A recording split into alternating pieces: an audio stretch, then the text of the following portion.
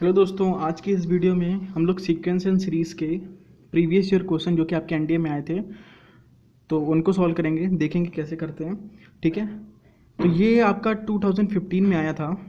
अब क्वेश्चन क्या कह रहा है आपसे, 0.5 plus 0.55 plus 0.555 plus up to n तक, मतलब आप यहाँ पर आपको n टर्म्स तक दिया गया है। ठीक है, और कह रहे हैं कि कौन सा ऑप्शन इनमें से करेक्ट होगा। तो अगर हम एक नज़र में इनको देखेंगे तो ना ये AP बन रही है, ना GP बन रही है, ना HP बन रही है। ठीक है, तो फिर हम इसे कैसे सॉल्व करेंगे। तो देखिए, सबसे पहले आपको क्या करना होता है इसमें, यहाँ पर आपको दिया गया है 0.5 प्लस 0.55 प्लस 0.555। ठीक है, एंड डैश डैश। तो हम क्या करेंगे, पॉइंट हटाएंगे तो यहाँ पर आ जाएगा 5/10, यहाँ से पॉइंट हटाएंगे तो 55/100, यहाँ से पॉइंट हटाएंगे तो 555/1000 एंड सो ऑन। अब पूरे से अगर हम लोग 5 कॉमन ले लें तो यहाँ पर क्या हो जाएगा 1/10, यहाँ पर 11/100, यहाँ पर 111/1000 एंड सो ऑन। ठीक है, अब देखिए हम क्या करेंगे, 9 से मल्टीप्लाई 9 से डिवाइड करेंगे। ठीक है, तो यहाँ पर हो जाएगा 9, और जब यहाँ पर 9 का मल्टीप्लाई होगा तो 9/10 plus 99/100 plus 999/1000 and so on. अब अगर हम लोग इसमें ध्यान से देखें तो ये देखिए 5/9। अब 9/10 को हम क्या लिख सकते हैं, इसको हम लिख सकते हैं 1 माइनस 1/10, है ना, प्लस इसको हम लोग क्या लिख सकते हैं 1 माइनस 1/100 एंड अगले टर्म को 1 माइनस 1/1000 एंड सो ऑन, कहाँ तक, एन टर्म्स तक। ठीक है, तो अब देखिए यहाँ से आ जाएगा 5/9। अब देखिए 1 1 1 ये आपका n बार आएगा, n माइनस, ठीक है, 1 को अगर आप n बार जोड़ेंगे तो क्या आ जाएगा, n ही तो आएगा ना। और उसके बाद फिर हम माइनस अगर कॉमन लेंगे तो देखिए 1/10 plus 1/100 plus 1/1000 and so on, ये आपकी एक GP बन जाएगी एन टर्म्स की। ठीक है, तो देखिए यहाँ से क्या आ जाएगा n माइनस, ये GP है तो उसको हम क्या लिख सकते हैं, a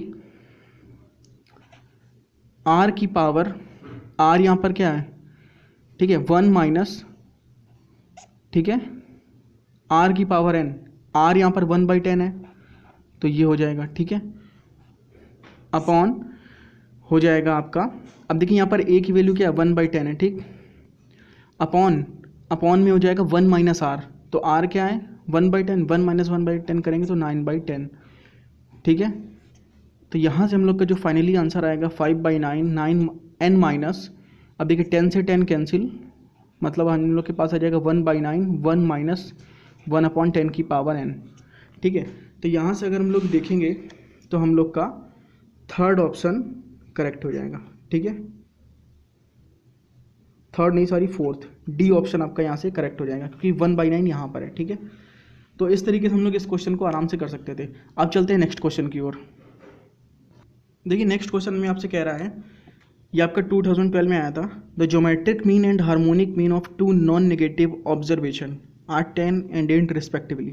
ठीक है, मतलब GP आपको दिया गया है 10 और HP दिया गया है 8। तो कह रहा है आपसे देन व्हाट इज द, कह रहा है then what is the arithmetic mean of observation equal to, मतलब आपको AM बताना है कितना होगा। ठीक है, AM बराबर आपका क्या होगा, आपको GP दिया गया है, HP दिया गया है आपसे, सॉरी GM दिया गया, AM दिया गया है, HM दिया गया और आपसे AM पूछ रहा है। ठीक है, तो कैसे निकालेंगे, तो आपको पता होना चाहिए कि जो GM AM और HM में रिलेशन होता है वो होता है GM square is equal to AM into HM, ये आपका रिलेशन होता है। ठीक है, इसको मैंने प्रूफ करके भी एक वीडियो डाला है तो आप उसे देख सकते हैं। ठीक है, तो अब GM यहाँ पर हमारे पास क्या दिया गया, ज्योमेट्रिक मीन जो है हमारे पास 10 है, तो 10 का स्क्वायर क्या हो जाएगा 100, और हमें अर्थमेटिक मीन बताना है, और हार्मोनिक मीन हमें दिया गया है 8। 8 से 100 को डिवाइड करेंगे तो हम लोग के पास आएगा 12.5। ठीक, 12.5 हम लोग का क्या हो जाएगा, आंसर हो जाएगा, तो हम लोग का C ऑप्शन करेक्ट हो जाएगा। ठीक है, अब चलते हैं नेक्स्ट क्वेश्चन में। कह रहा है what is the nth term of the sequence 1 5 9 13 17, ये अभी आपका 2012 में फर्स्ट पेपर में आया था। ठीक है, तो देखिए 1 5 9 13 17 एंड सो ऑन, तो ये तो साफ साफ एक AP बन रही है। ठीक है, लेकिन अब हमें यहाँ पर ऑप्शन में रख के ही देख लेना है। ठीक है, तो अगर हम यहाँ पर C ऑप्शन को देखें, ठीक है, इसमें हम n बराबर 1 रखें तो 4 - 3 1 मिल जाएगा। 2 रखें तो 4 2 ज़ा 8 - 3 5 मिल जाएगा। 3 रखें तो 4 3 ज़ा 12 - 3 9 मिल जाएगा। मतलब 3 टर्म तक देख लीजिए, मतलब ये हम लोग का करेक्ट है। ठीक है, तो इस तरीके से आप इसे कर सकते थे। अब चलते हैं नेक्स्ट क्वेश्चन की ओर।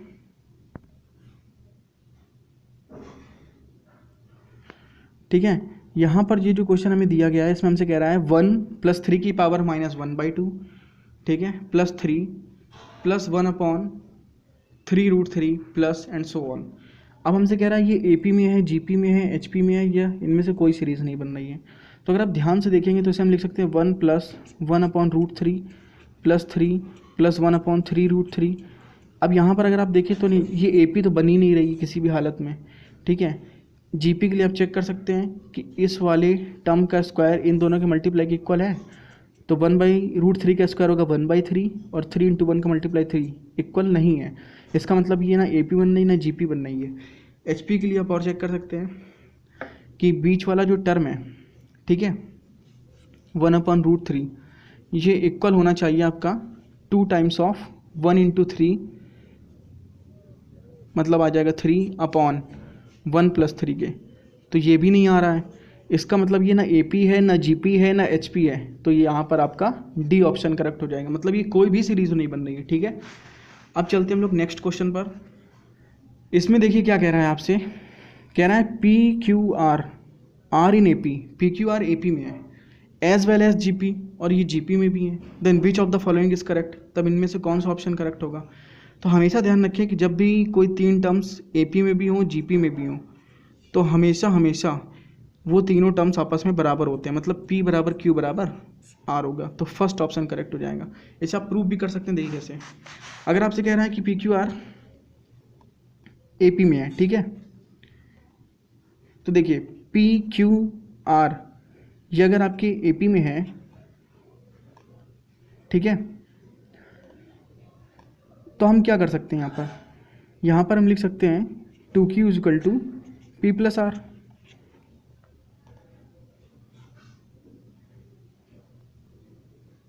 ठीक है, अगर PQR अपने AP में है तो हम लिख सकते हैं 2Q = P + R, और अगर ये GP में है तो हम क्या कह सकते हैं Q² = PR। ठीक है, अब अगर आप ध्यान से देखें तो Q² बराबर हम लोग के पास आ गया PR। ठीक है, अच्छा, तो हम यहाँ से एक चीज़ कर सकते हैं कि Q की वैल्यू P + R/2, ठीक, यहाँ पर हमने पुट कर दी, तो इसका स्क्वायर बराबर हम लोग के पास हो जाएगा PR। ठीक, अब यहाँ पर आप ध्यान से देखें